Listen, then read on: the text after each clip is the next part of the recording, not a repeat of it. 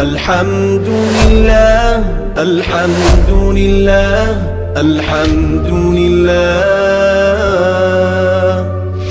الحمد لله الحمد لله الحمد لله الحمد لله.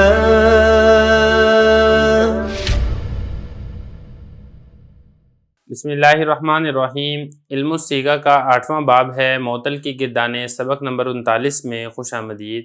آج کے سبق کے اندر ہم اس باب کے آخری 2 فائدے پڑھیں گے، جس کے ساتھ ہی ہمارا یہ باب مکمل ہو جائے گا. ایک فائدہ ہم پہلے پڑھ چکے ہیں، یہ دوسرا فائدہ دیکھیں. جی امر حاضر اور مضارع کے صیغہ منجزمہ لم یجی وغیرہ میں حمزہ یا بن سکتا ہے، اور شاء لم یشاء وغیرہ میں الف، لیکن یہ حرف علت باقی رہے گا، حذف نہیں ہوگا کیونکہ بدلا ہوا ہے، اصلی نہیں. اس کو تھوڑا سا سمجھ لیں. دیکھیں جیسے ہے نا یجیء، اصل میں مضارع سے بنا ہے نا تجیء سے، تجیء اس سے بنا یہ امر. کیسے بنا تھا امر؟ شروع سے تا حرف مضارع کو ہم نے حذف کر دیا. جب آپ شروع سے تا حرف مضارع کو حذف کریں گے اور آخر سے حمزہ کو آپ نے ساکن کر دیا تو یہ بن جائے گا جی، اس طریقے سے. اب یہاں پہ دیکھیں 2 ساکن اکٹھے ہو گئے، ایک حمزہ ہے اور دوسرا یا ہے، لہذا یا التقاء ساکنین کی وجہ سے گر جائے گا، تو پھر پیچھے کیا بچے گا؟ جی.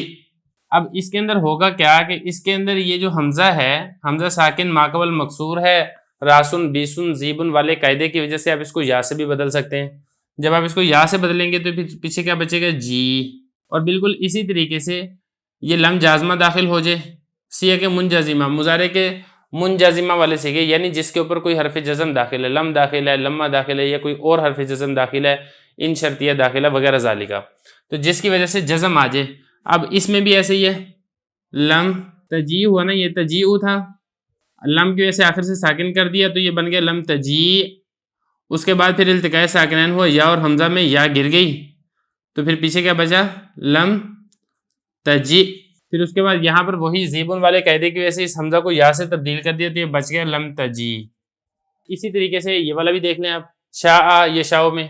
اب یہ مضارع اس کا کیا تھا؟ تشاؤ تھا نا. تشاؤ سے جب آپ نے امر بنایا، تا حرف مضارع کو آپ نے حذف کر دیا، آخر سے اس کو آپ نے ساکن کر دیا تو یہ کیا بن جائے گا؟ شاء بن گیا. اب اس کے بعد دیکھیں التقاء ساکنین ہوا حمزہ اور الف میں، تو الف یہ مدہ تھا، یہ گر گیا. جب یہ الف گر گیا تو پھر پیچھے کیا بچا؟ شاء. اس کے بعد اس میں دیکھیں راسن والا قاعدہ جاری ہوا، حمزہ ساکن ماقبل فتح تھا، اس کو ہم نے الف سے تبدیل کر دیا تو یہ کیا بن گیا؟ شاء. اور اسی طریقے سے یہ جو لم جازمہ ہو تب بھی ایسے ہی بن جائے گا، لم یشاء لم تشاء لم اشاء لم نشاء. یہ ساری بات ہو رہی ہے ان 5 صیغوں کے بارے میں جو سارے اکٹھے ہوتے ہیں، جو میں آپ کو بتا چکا ہوں. صیغہ واحد مذکر غائب ہے، صیغہ واحد مؤنث غائب ہے، صیغہ واحد مذکر مخاطب ہے، صیغہ واحد متکلم ہے، صیغہ جمع متکلم ہے. ان کے اندر اب یہ ہو گیا نا، شاء ہو گیا، جی ہو گیا.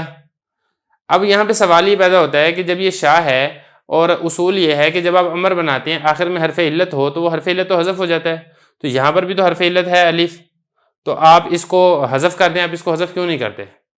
تو دیکھیں اس کو حذف نہیں کیا جا سکتا، اس لیے یہ جو شیم الف، یہ جو شاء ہے یہ حذف نہیں ہوگا، اور اسی طریقے سے یہ جو یا ہے یہ حذف نہیں ہوگا. کیوں؟ کیونکہ یہ تبدیل شدہ ہے. یہ جو الف ہے یہ حمزہ سے تبدیل شدہ ہے، اور یہ جو یا ہے یہ حمزہ سے تبدیل شدہ ہے. تو یہی فرمایا کہ یہاں بھی جو حرف علت ہے یہ باقی رہے گا، حذف نہیں ہوگا کیونکہ بدلا ہوا ہے. اور ہم نے جو حذف کرتے ہیں اس کے لیے شرط یہ تھی کہ وہ جو حرف علت ہے وہ کسی سے تبدیل ہو کر نہ آیا ہو، اور یہاں پر حمزہ سے تبدیل ہو کر آیا، جیسا کہ میں نے آپ کو تعلیل کر کے بتا دیا، اس لیے یہ حذف نہیں ہوگا، یہ برقرار رہے گا. اب اس میں دوسرا فائدہ دیکھیں، مجیون اور مشیتن میں حمزہ کو یا سے بدل کر ادغام نہیں کیا جا سکتا کیونکہ اصلی ہے، اور قاعدہ مدہ زائدہ کے لیے ہے. دیکھیں قاعدہ یہ والا تھا، خطیتن والا قاعدہ اس کو کہلاتا ہے. یہ خطیتن والے قاعدے میں یہ جو حمزہ ہے یہ مدہ کے بعد واقع ہے، جیسا کہ یہاں پر یا مدہ ہے، اس کے بعد حمزہ واقع ہے، تو حمزہ کو یا کر کے یا کے یا میں ادغام کرنا یہ جائز ہے، اور اس کو ہم پڑھ سکتے ہیں خطیتن. لیکن یہاں پر یہ جو مجیون ہے اور مشیتن ہے، یہاں پر بھی تو حمزہ متحرک ہے اور یہ مدہ کے بعد ہے، یہاں پر بھی جو حمزہ متحرک ہے اور یہ مدہ کے بعد ہے، یہاں پر یہ جائز کیوں نہیں ہے؟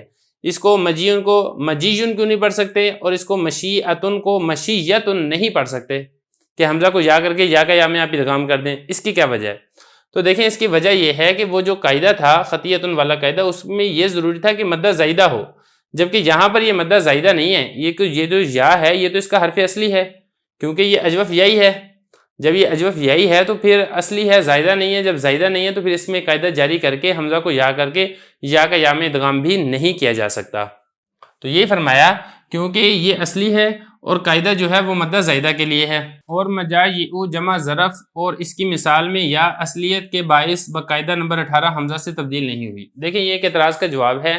اعتراض یہاں پر یہ ہوتا ہے کہ جو قاعدہ نمبر 18 ہیں وہ یہ کہتا ہے کہ واو اور یا جو کہ الف مفاعل کے بعد واقع ہوں وہ حمزہ سے تبدیل ہو جاتے ہیں. مثال کے طور پہ اجابزو تھا،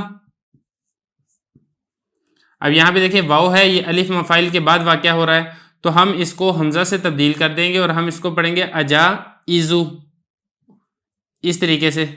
تو یہاں پر بھی تو مجاجئو یہ الف مفاعل کے بعد یا واقع ہو رہی ہے تو آپ اس کو حمزہ سے تبدیل کر کے اس کو مجاعئو کیوں نہیں پڑھتے؟